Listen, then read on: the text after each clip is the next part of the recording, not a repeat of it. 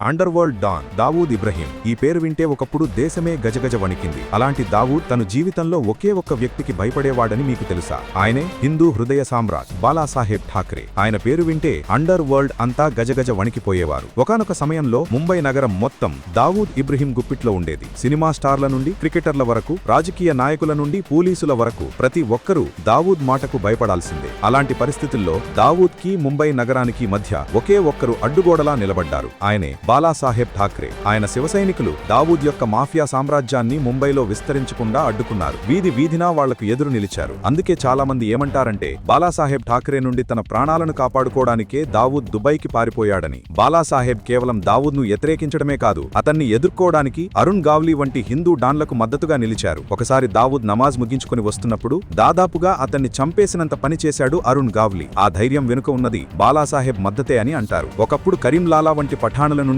దావూద్ ఇబ్రహీం వరకు Mumbai under world ను ముస్లిం డాన్లు ఏలుతున్నప్పుడు వాళ్ల గుండెల్లో భయాన్ని పుట్టించిన నిజమైన సింహం బాలాసాహెబ్ ఠాక్రే. ఆయన కేవలం అండర్ వరల్డ్ ను వణికించడమే కాదు, ఆ నగరం యొక్క ఆత్మను కాపాడారు. అందుకే ఆ నగరం యొక్క దేవత ముంబాదేవి పేరు మీదుగా బాంబే పేరును అధికారికంగా ముంబైగా మార్చిన ఘనత కూడా ఆయనదే. ఇలాంటి నాయకుడి గురించి విన్నప్పుడు మీకేమనిపించింది? కింద కామెంట్స్ లో చెప్పండి. ఈ నిజమైన హిందూ సింహం కథను అందరికీ షేర్ చేయండి. జై హింద్.